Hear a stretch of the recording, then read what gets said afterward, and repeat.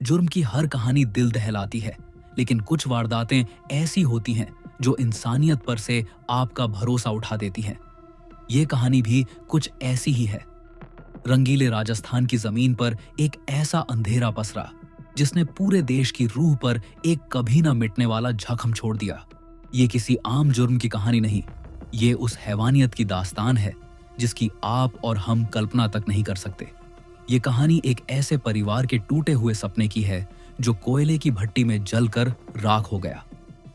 ये कहानी है एक 14 साल की मासूम बच्ची की जो घर की बकरियां चराने निकली थी, लेकिन फिर कभी घर वापस नहीं लौटी। उसकी जिंदगी को दरिंदगी से छीना गया और उसके जिस्म को एक ऐसी जगह ठिकाने लगाया गया जिसके बारे में सोचना भी रूह कंपा देता है। एक पल के लिए सोचिए, बाहर तेज बारिश हो रही है और आपका बच्ची, जिसे घंटों पहले घर आ जाना चाहिए था, अब तक लापता है। डर आपके हलक में अटक गया है, सांस लेना मुश्किल है, और फिर आपकी नजर एक ऐसी चीज पर पड़ती है जो नामुमकिन है। बस यही वो एक खौफनाक मंजर था जिसने एक परिवार को उस सच के सामने ला खड़ा किया। एक ऐसा सच जिसने पूरे हिंदुस्तान में सदमे की लहर दौड़ा दी, गुस्से की आग भड़का दी और इंसाफ के लिए एक तड़पती हुई चीख को जन्म दिया।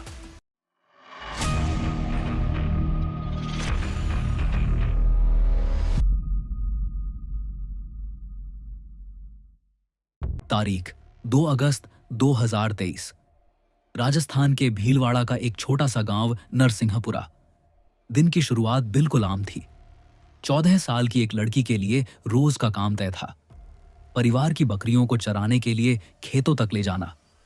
ये काम उसने सैकड़ों बार किया था। वो सुबह घर से निकली थी और उसे शाम तक लौट आना था, हमेशा की तरह। लेकिन उस दिन शाम ढली पर वो नहीं लौटी। जब बकरियां खुद ब खुद घर लौट आईं, लेकिन वो नहीं आई, तो परिवार का माथा ठनका। एक छोटे से गांव में जहां हर कोई एक दूसरे को जानता है, एक बच्ची का यूं गायब हो जाना सबसे बड़ी इमरजेंसी थी। परिवार वाले बदहवास होकर उसे ढूंढने निकले। उन्होंने उसका नाम पुकारा, लेकिन उनकी आवाजें सूने खेतों में गूंज कर खो गईं।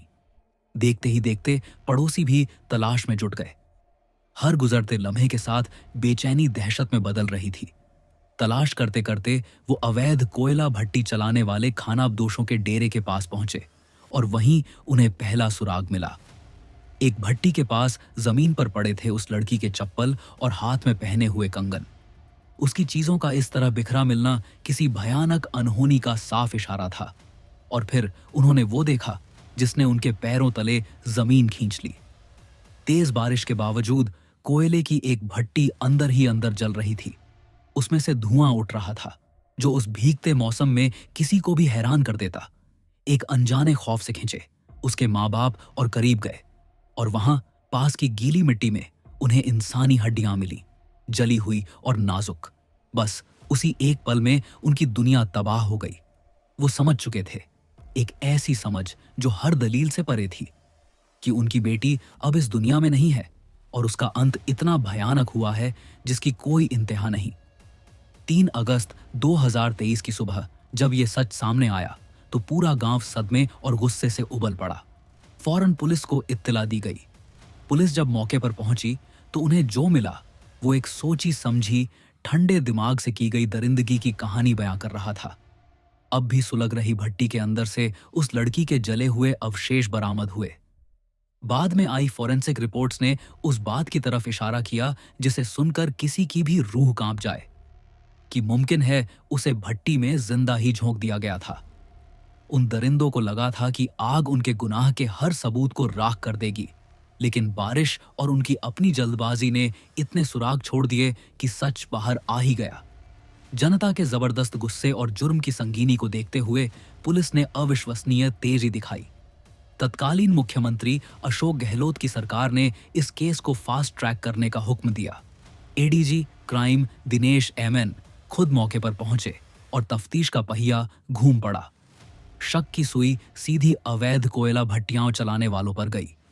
पुलिस ने 2 भाइयों 25 साल के कालू कालबेलिया और 21 साल के कान्हा कालबेलिया समेत कुछ और लोगों को हिरासत में लिया, और जब पूछताछ शुरू हुई तो हैवानियत की परतें एक एक कर खुलने लगीं।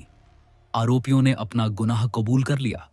उन्होंने बताया कि पहले उन्होंने उस मासूम के साथ सामूहिक दरिंदगी की और फिर उसके सिर पर लाठी से वार किया, और इसके बाद दरिंदगी की हर हद को पार करते हुए उन्होंने उसे धधकती हुई कोयले की भट्टी में फेंक दिया।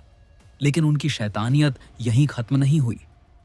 पुलिस को गुमराह करने के लिए उन्होंने भट्टी से कुछ अधजले अवशेष निकाले, उन्हें बोरियों में भरा और पास के एक तालाब में फेंक दिया। जांच में मुख्य आरोपियों के परिवार वालों पर भी सबूत मिटाने में मदद करने का शक गहराया। आरोपियों के इकबालिया बयान और फॉरेंसिक सबूतों के आधार पर पुलिस ने दिन रात एक कर दिया और एक मिसाल कायम करते हुए सिर्फ 30 दिनों के अंदर स्पेशल पॉक्सो कोर्ट में 473 पन्नों की चार्जशीट दाखिल कर दी। कुल 9 लोगों पर सामूहिक दरिंदगी, जान लेने, आपराधिक साजिश और सबूत मिटाने जैसे संगीन इल्जाम लगाए गए। इंसाफ का पहिया घूमने लगा था और पूरा देश अपनी सांसें रोके देख रहा था। इस केस की तफसील सुनना भी आसान नहीं है, लेकिन ये हमारा फर्ज है कि हम ऐसी कहानियों से मुंह न मोड़ें। यही वो मामले हैं जो हमें याद दिलाते हैं कि हमारे समाज में कैसी कैसी बुराइयां मौजूद हैं और हमें एक ऐसे सिस्टम की जरूरत क्यों है जो हमारे सबसे कमजोर लोगों की हिफाजत कर सके। अगर आप मानते हैं कि ऐसी आवाजों को दबने नहीं देना चाहिए, तो प्लीज इस वीडियो को लाइक करें और हमारे चैनल को सब्सक्राइब करें।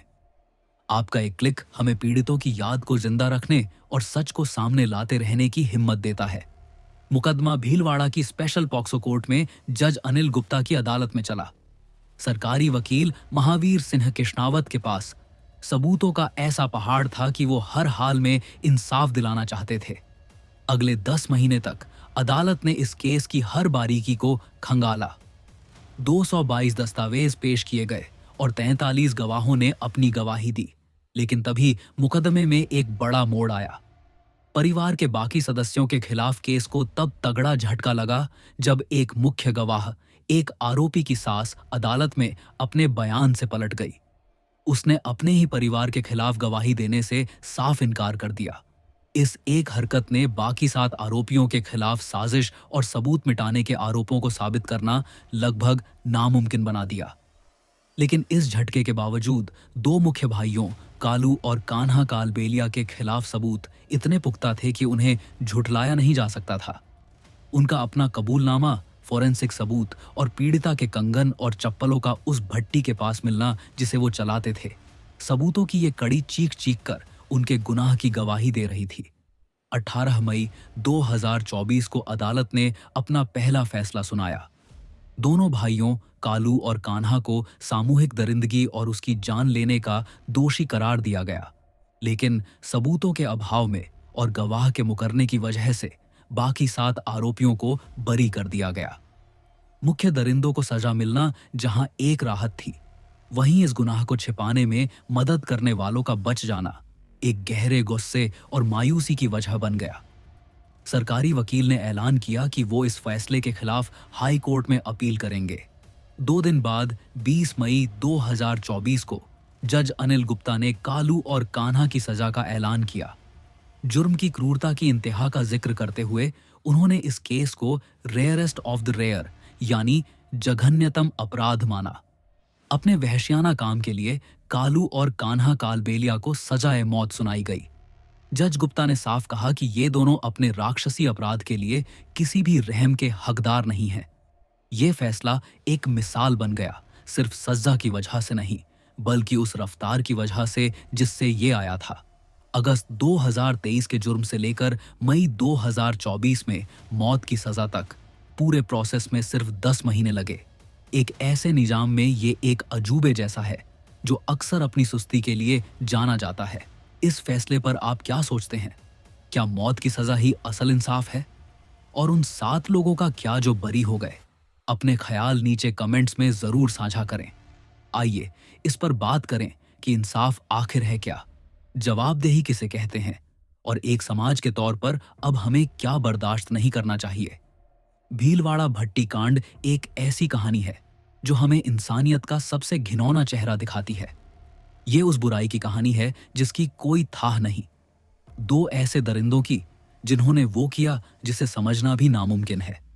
पर यह एक परिवार के उस प्यार की भी कहानी है जिसने हार नहीं मानी। और एक समाज के उस गुस्से की कहानी है जिसने कार्रवाई की मांग की। कालू और कान्हा, कालबेलिया को मिली मौत की सजा उनके गुनाहों का जवाब तो है, पर क्या यह मुकम्मल इंसाफ है? भीलवाड़ा की वो भट्टी तो बुझ चुकी है, लेकिन उस लड़की की याद की आग कभी नहीं बुझनी चाहिए। उसकी जिंदगी छीन ली गई, लेकिन उसकी कहानी एक ऐसी चीख है जिसे अब अनसुना नहीं किया जा सकता। इस मामले पर अपने विचार कमेंट में अवश्य साझा करें। आज के वीडियो में बस इतना ही। अगर आपको यह वीडियो पसंद आया तो लाइक और शेयर करना ना भूलें, और ऐसी और कहानियों के लिए क्राइम सीन्स इंडिया को सब्सक्राइब करें, क्योंकि अगली कहानी शायद आपके ही शहर की हो। मैं हूं आपका सूत्रधार और ये है